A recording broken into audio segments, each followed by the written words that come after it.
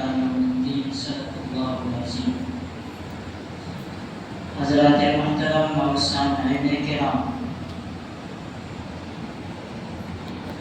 آج کہ جب اللہ تبارک و تعالی نے اس دنیا میں انسان کو نہیں بھیجا تھا، نہ کوئی آدم تھے، نہ آدم کی کوئی اولادیں، نہ حضرت حوا تھی، نہ ان کی کوئی اولادیں تھی، یہ دنیا ویران تھی انسانوں سے، اس دنیا میں کوئی مخلوق نہیں تھا، اس دنیا میں نہ کوئی چہل، نہ پہل، نہ بات چیت، نہ ایک دوسرے سے اتحاد، نہ اتفاق، نہ اختلاف، یہ دنیا ہر چیز سے خالی تھی، بے لطف دنیا تھی، کوئی مزے کی یہ دنیا نہیں تھی۔ اس وقت جس وقت اللہ تبارک و تعالی نے اس دنیا میں انسان کو نہیں پیدا کیا تھا، اس دنیا میں انسان کو نہیں بنا کر بھیجا تھا، اس وقت نہ حضرت آدم کو، نہ ان کی کوئی اولاد تھی اس دنیا میں، نہ حضرت حوا تھی، نہ حضرت حوا کی کوئی اولاد، یہ دنیا پورے خالی تھی۔ لیکن جو ہی اللہ تبارک و تعالی نے حضرت انسان کو حضرت آدم علیہ السلام کے ذریعے اس دنیا کو آباد کیے، اس دنیا میں جیسے ہی اللہ تبارک و تعالی نے انسان کو بھیجا، اس دنیا میں اللہ تبارک و تعالی نے اپنے بندے کو پیدا کیا، وہ تمام چیزیں جو انسانوں کے ساتھ خاص تھی، وہ تمام چیزیں جو انسانوں کے ساتھ ضبط ہے، وہ تمام چیزیں جو انسانوں کے ساتھ ملا ہوا ہے، انسان کے پیدا ہوتے ہی اللہ تبارک و تعالی اس دنیا میں انسان کے بھیجتے ہی وہ تمام چیزیں جو انسان کے ساتھ خاص تھی وہ چیزیں آ گئی ان کے ساتھ۔ وہ کیا آ گئی کہ ایک دوسرے میں اتحاد، ایک دوسرے میں اتفاق اور بات چیت اور ایک دوسرے میں اختلاف، شغل خوری، وہ تمام چیزیں انسان کے ساتھ جو خاص ہے، وہ تمام چیزیں جو انسان کے ساتھ ملا ہوا ہے، وہ تمام چیزیں جو انسان کی جو صفت ہے، انسان کو اللہ تبارک و تعالی اس دنیا میں بھیجتے ہی وہ تمام چیزیں ان کے ساتھ خاص ہیں، وہ چیزیں ان کے ساتھ آ گئی۔ کیوں؟ وہ اس لیے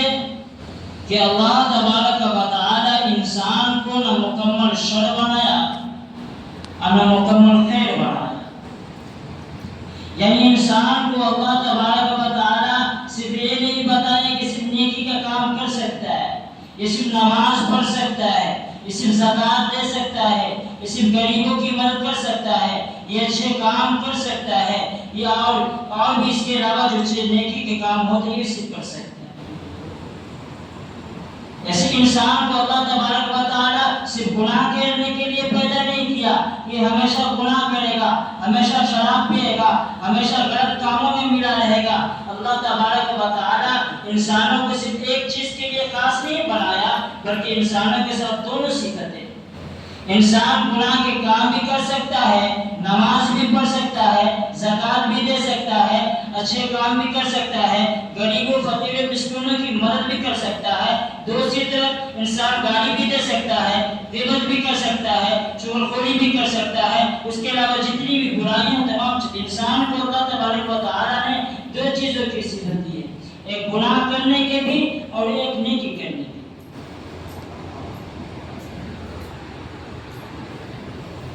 تو یہ بات اس وقت کی ہوئی کہ جب اللہ تبارک و تعالی نے اس دنیا کو تو بنا دیا تھا، اس کارخانے کو بنا دیا تھا، اس جہان کو بنا دیا تھا، اس عالم کو بنا دیا تھا، اس وقت جب انسان کو اس دنیا میں نہیں بھیجا تب یہ دنیا ویران تھی، انسانوں سے یہ خالی تھی، انسان اس دنیا میں نہیں بستے تھے، انسان کی چلنے کی آواز نہیں آ رہی تھی، انسان کے گھومنے کی آواز اس دنیا میں نہیں آ رہی تھی۔ اس وقت کی یہ بات ہے کہ یہ دنیا کیا تھی۔ جب انسان کو اللہ تبارک و تعالی نے اس دنیا میں بھیج دیا تو وہ تمام صفتیں، وہ تمام خاص جو نیکیاں برائیاں گئی، وہ تمام چیزیں انسان کے ساتھ جو خاص تھی وہ دنیا میں آتی ہی شروع ہو گئی۔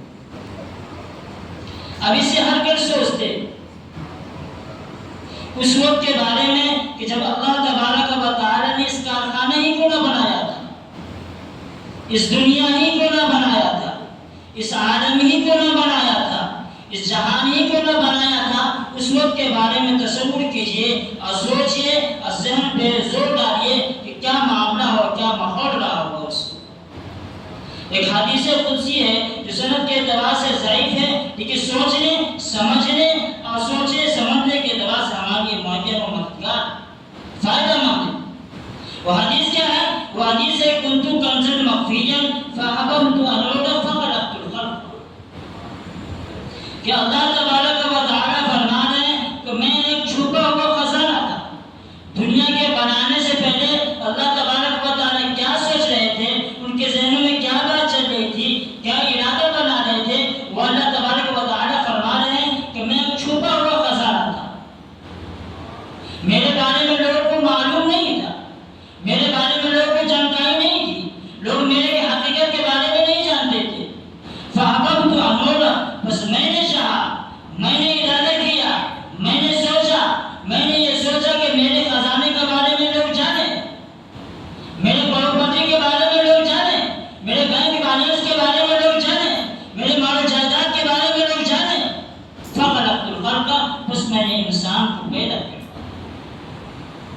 بس میں انسان کو دنیا میں بھیج دیا، بس میں انسان کو دنیا میں پیدا کر کے بھیج دیا۔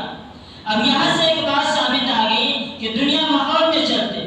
کہ اگر کسی کے پاس بینک بیلنس ہوتا ہے، کسی کے پاس پراپرٹی ہوتا ہے، کسی کے پاس بینک بیلنس ہوتا ہے، کسی کے پاس پیسہ ہوتا ہے، کوئی امیر ہوتا ہے، زمین کے اعتبار سے، بلڈنگ کے اعتبار سے، پیسے کے اعتبار سے، یا بزنس کے اعتبار سے، یا کسی بھی اعتبار سے اگر کوئی شخص بندہ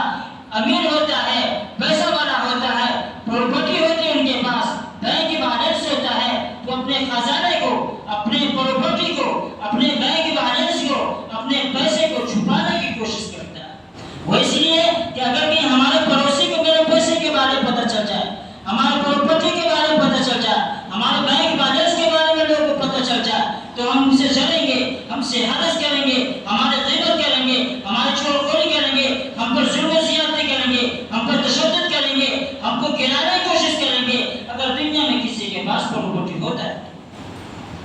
لیکن یہاں اللہ تبارک و تعالی فرما رہے ہیں کہ میں ایک چھپا ہوا خزانہ تھا، لوگ میرے بارے میں جاننے نہیں تھے، لیکن میں نے چاہا لوگ مجھے جانیں، میرے حقیقت کے بارے میں جانیں کہ میرے پاس کتنی پراپرٹی ہے، میرے پاس بینک بیلنس کتنا ہے۔ پھر اس کو جانکاری کے لیے، اس کے بارے میں جاننے کے لیے میں نے انسان کو پیدا کیا، پھر اس کے جاننے کے لیے، اپنے خزانے کو جاننے کے لیے میں نے اپنے بندے کو دنیا میں بھیج دیا، حضرت آدم علیہ السلام کے ذریعے دنیا کو آباد کر دیا۔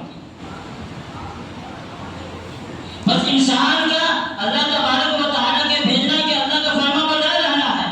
اللہ کے حکموں کے مطابق چلنا ہے، اللہ جو قرآن میں فرمایا ہے اس کے مطابق چلنا ہے، جس کام کو اللہ تبارک و تعالیٰ بڑا کرنے کے لیے اس کو کرنا ہے، جس سے منع کیے اس سے بچ کے رہنا ہے۔ دوسری جگہ اللہ تبارک و تعالیٰ فرمایا وَمَا خَلَقْتُ الْجِنَّ وَالْإِنسَ إِلَّا لِيَعْبُدُونِ، کہ ہم نے انسان کو اور جنات کو صرف اپنی عبادت کے لیے پیدا کیا۔ ایک جگہ خزانے کے بارے میں اللہ تعالیٰ اعلان کر رہے ہیں کہ لوگ بندے ہمارے خزانے کے بارے میں جانیں، دوسری جگہ اللہ تعالیٰ فرما رہے ہیں کہ ہم نے انسان کو اور جنات کو صرف اپنی عبادت کے لیے پیدا کیا۔ اب اگر انسان بے وفا ہو جائے، انسان غدار ہو جائے، اگر اللہ کی عبادت نہیں کر رہا، اللہ کے حکم کے مطابق نہیں چل رہا، یہ غلط ہے، یہ نافرمانی ہے۔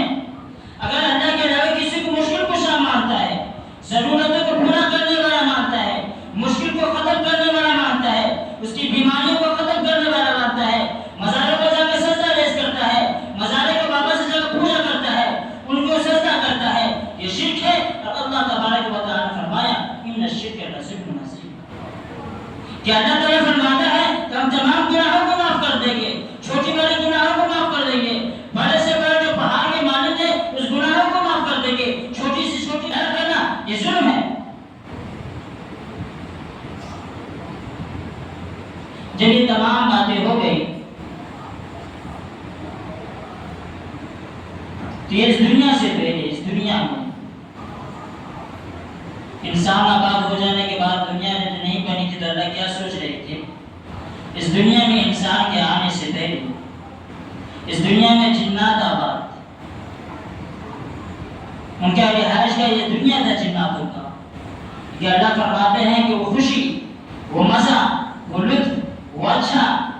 رنگین وہ مزہ نہیں آیا دنیا میں جو جنات آباد تھے، وہ مزہ نہیں آیا